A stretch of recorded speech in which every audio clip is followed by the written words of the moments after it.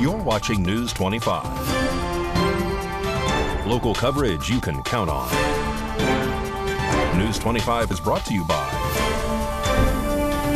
J.K. Nelson Law, voted Best of Las Vegas. Give them a call, 702-727-9900. News 25 is also brought to you by Desert View Hospital. You can count on us.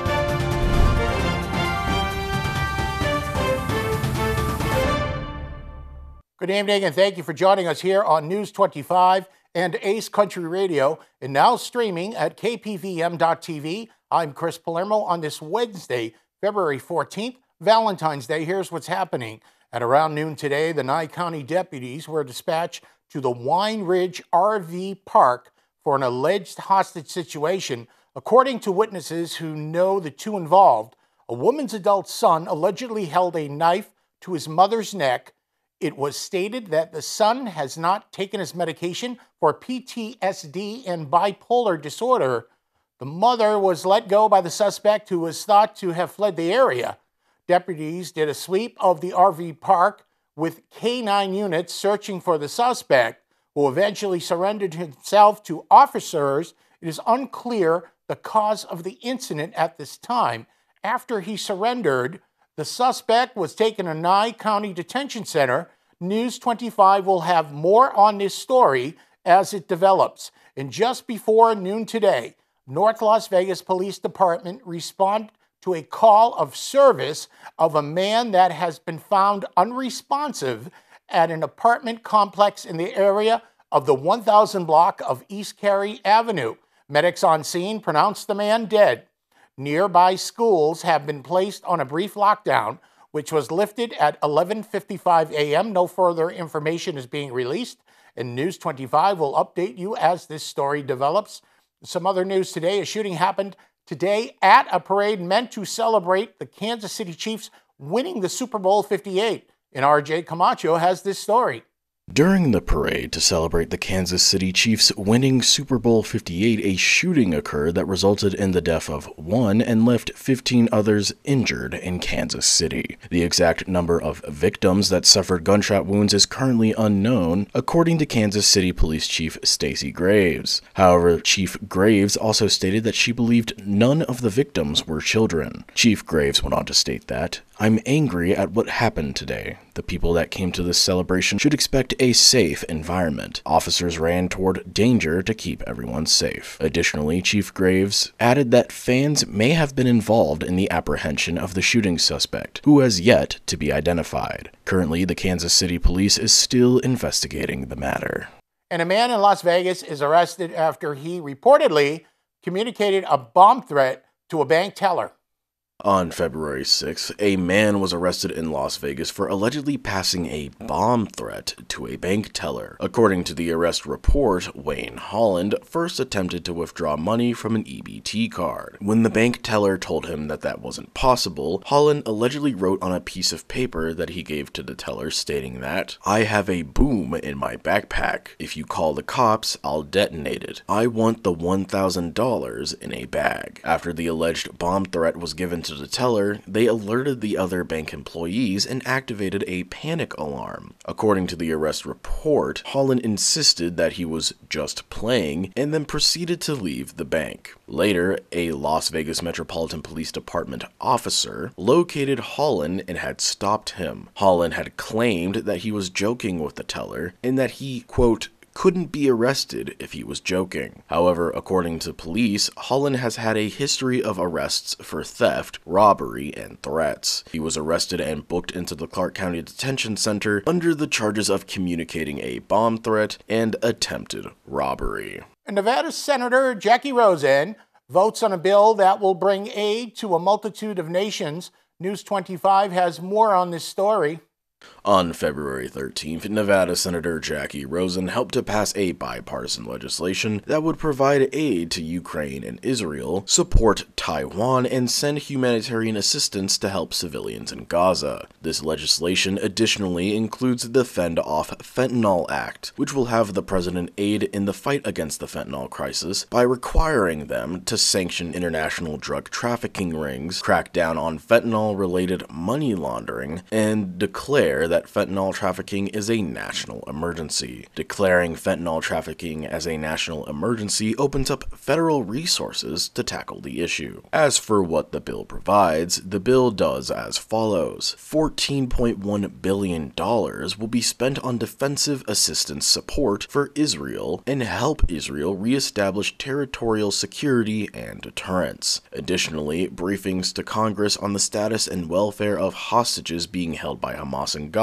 will become required. $60 billion will also be used in defensive assistance support for Ukraine, which includes $19.85 billion in order to replenish U.S. military weapons and equipment that will be provided to Ukraine. $13.8 billion will be used to allow Ukraine to rearm themselves through the purchase of new weapons and munitions from the U.S. industrial base, and lastly, $14.8 billion of those dollars will be spent on military training, intelligence sharing, and support activities. $4.83 billion will be used to bolster the U.S. and allied capabilities in the Indo-Pacific and deter aggression from the Chinese Communist Party, according to the press release. $9.15 billion will be spent on global humanitarian aid. This aid has been specified to be for Ukraine, Palestine's territories, which are both the Gaza Strip and the West Bank, East Africa, and South Asia. However, the funding for Palestinian aid is prohibited from going to the UNRWA due to the current investigation on its staff for allegedly taking part in Hamas's October 7th attack on southern Israel. Lastly, $400 million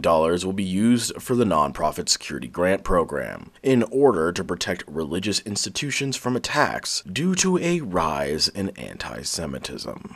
And the latest we have on that Jackie Rosen bill is that it is dead on arrival. Some other news now. Sleep in Heavenly Peace is hosting a winter bed build on Saturday, February 17th, starting at 9 a.m. News 25 caught up with Jim and Carmen Merzen to tell us more. This is Jim Merzen. I'm the Nye County chapter of Sleep in Heavenly Peace's build manager. First off, I want to thank everybody that came out last September to help us with our summer bed build. Really appreciate all your help. This Saturday, we'll be having our winter bed build.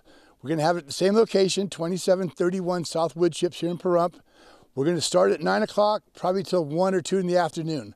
We're going to have snacks, waters, we'll have a little barbecue when we're finished. We really need your help. We'd really like to see you come out and support us on Saturday. Hi, everyone. I hope you can come out. We will have a door prize. There will be a small raffle for everyone, and we will have a barbecue to feed everybody afterwards. So come on down and help us build beds. Thank you. More news in a bit on News 25, including some history on Valentine's Day. We're back in a bit.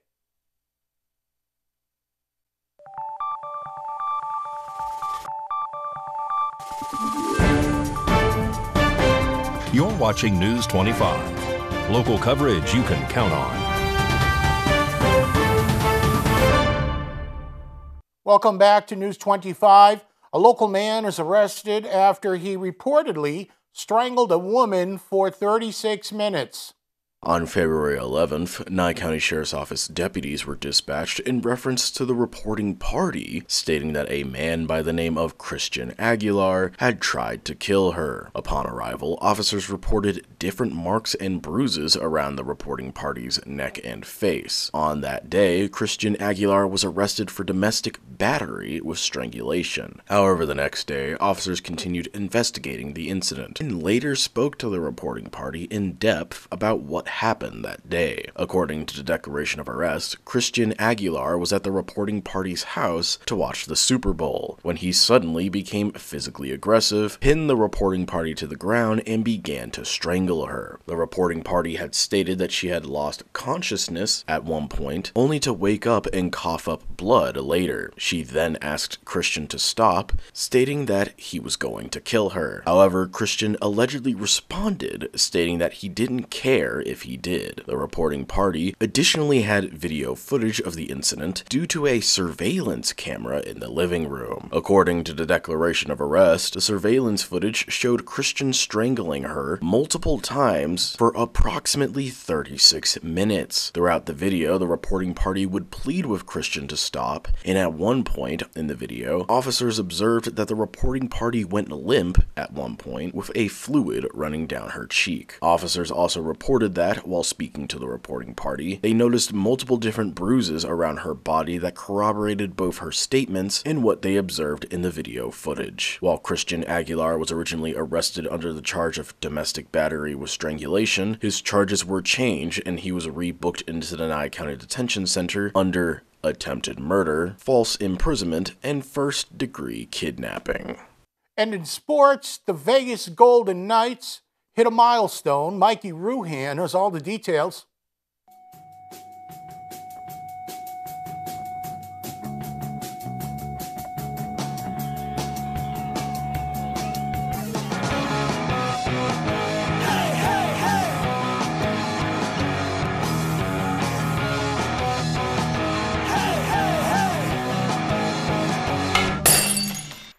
Time now for your News 25 look at sports and streaming at www.kpvm.tv. Cupid, I think you're drunk. Minnesota Wild were in town last night against the Vegas Golden Knights. They lost 5-3, but it was Alex Petrangelo's 1,000th game. He was honored before the game with what looks like a sword. Vegas Golden Knights welcome the Carolina Hurricanes this Saturday. Not only was the Super Bowl the longest game in history, it was the most watched program in U.S. television history. According to Nielsen and Adobe Analytics, Kansas City's 25-22 overtime victory over San Francisco on Sunday night averaged 123.7 million viewers. That shattered last year's mark of 115.1 million. The Milwaukee Brewers and the Oakland A's are set to square off at Las Vegas Ballpark for Big League Weekend, March 8th and 9th. And this weekend, Pahrump Valley Trojan Wrestling Team competed at the 3A Southern Regional Championships. 11 of the boys qualified for the state championships, which is coming up this weekend. Congratulations. And that's your look at sports on News 25. Thank you very much, Mikey. And for everyone who watched the halftime show at this year's Super Bowl, performer Usher is coming back to Las Vegas later this year. Rory Rosell has the story. Super Bowl halftime performer Usher is returning to the Valley later this year. Following his epic performance at the Super Bowl 58 halftime show, the Grammy Award-winning musician announced the addition to more cities to his Usher Past, Present, and Future 2024 North America Tour. Usher is slated to perform at the T-Mobile Arena on Friday, November 15th. Usher's 9th studio album, Coming Home, was released on February 9th and hit the #1 on Apple Music's top album chart. He is also one of the many big-naming performers scheduled to make an appearance at the Lovers and Friends Festival on Saturday, May 4th at the Las Vegas Festival Grounds. City Card members can access pre-sale tickets on Tuesday, February 13th at 10 a.m. until Thursday, February 15th at 10 p.m. through the City Entertainment program. The general sale tickets will begin on Friday, February 16th at 10 a.m. Pacific Time at axs.com. And Valley Electric Association tells its members what it means to serve our community. This segment of News 25 is brought to you by Valley Electric and its family of companies focused on serving our members. We're better together.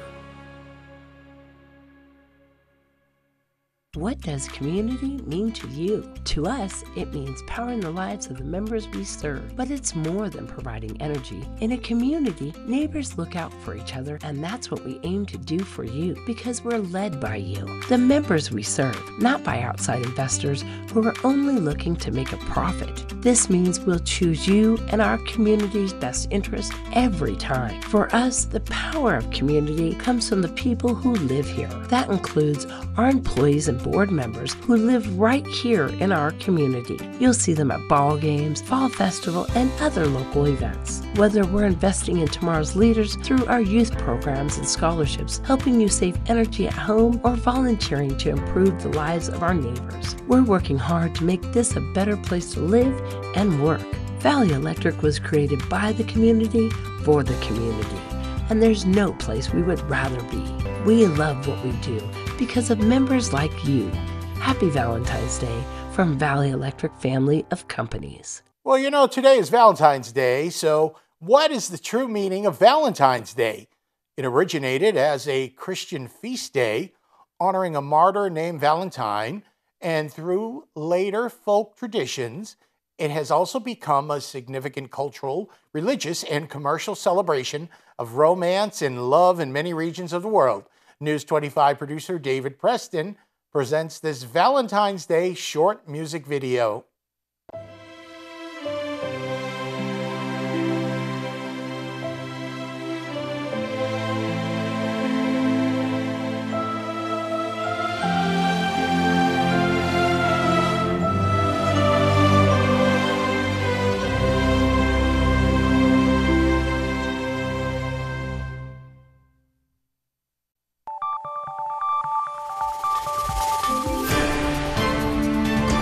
You're watching News 25. Local coverage you can count on. News 25 is brought to you by Mountain West Lawyers, Injury Attorneys, 727-9500. Welcome back to News 25. Never Forgotten Animal Society has a cute small dog for a foster to adopt program. Pat Lemming tells us more. Hi everyone, this is Pat with Never Forgotten Animal Society at 3091 North David Street in the north part of Pahrump. We are between Blagg and Leslie and on North David. With me I have Evangelina. She is one of 3 puppies that we have right now that are 8 weeks old. I have her sister and her brother, and they're available here at Never Forgotten at 3091 North David Street. Our adoption fee for puppies is $350, and that includes their spay, neuter, microchip, all of their vaccinations, and rabies certificate.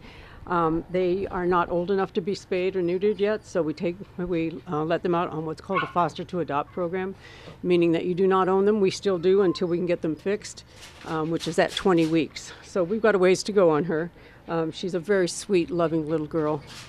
She is just really wanting to be held and cuddled and just be a puppy. She loves to play. She loves to be in your lap. She loves to be on your bed. Well, she just wants to be included in everything. So her name is Evangelina. She is here at Never Forgotten Animal Society. We open Monday through Saturday from 10 until 5 every day. You're welcome to come on in and meet any of our animals. There are no appointment necessary. And especially this little girl. She is one of 3 that we have. We're getting in 8 more next week. So if you're interested in a really sweet, lovable puppy, we're going to have a whole bunch of them here. So you're welcome to come in anytime.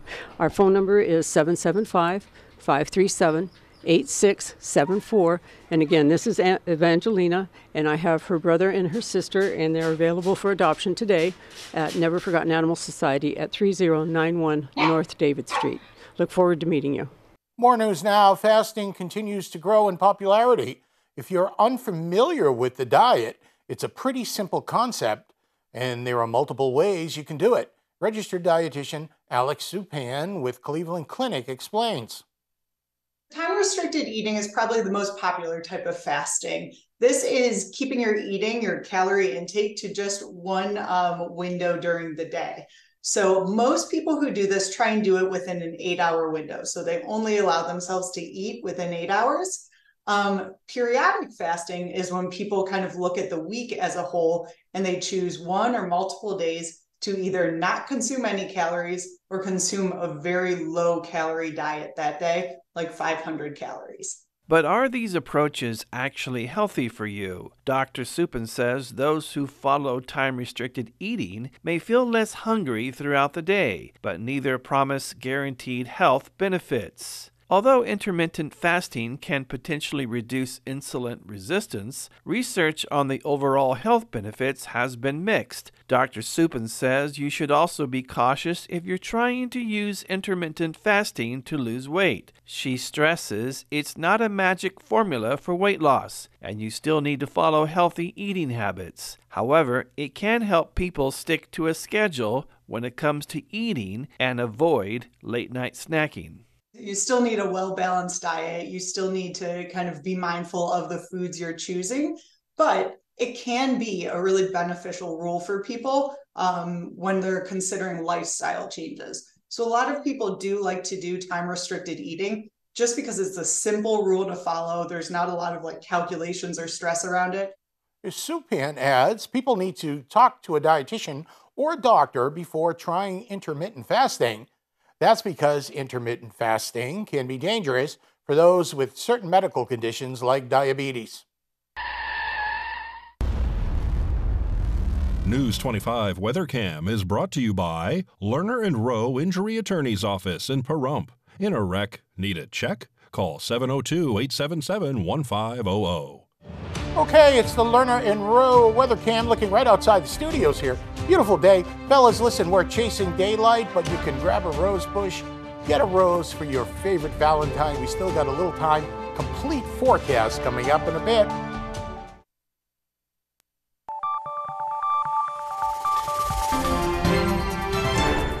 News 25 weather is brought to you by Dairy Council of Nevada. Undeniably delicious, undeniably dairy. Enjoy what's real.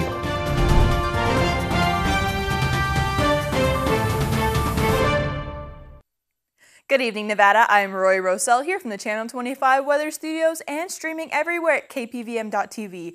On this Valentine's Day, we are shooting up Cupid's bow into northern Nevada. Fernley is at 54 degrees, Fallon is at 55, Carson City is at 52 degrees, Tonopah is at 44, Goldfield at 43, Beatty at 55, the hot spot of Nevada right now, Amargosa at 61 degrees, Las Vegas at 59 degrees, and Death Valley at 69 degrees. Here in the Paradise of Pahrump, it is currently 57 degrees, the high just a little while ago was 60 degrees, humidity 42% today, and the sun rose this morning at 6:32 and set at 5:24 p.m. The humidity just raises up a little bit higher to 56%, and the low tonight is 44 degrees. Taking a look at the 7-day forecast, it looks like we're going up into the high 60s throughout the rest of the week, and it'll be partly cloudy until Monday when the chance of rain comes back and we drop back into the low 60s. For all of you guys thinking that love is in the air, it is currently not love. It is just carbon, oxygen, and nitrogen. Back to the desk, here's Chris. Thank you very much, Rory. That'll do it for us here. News 25. Be safe and make it a great Valentine's Day.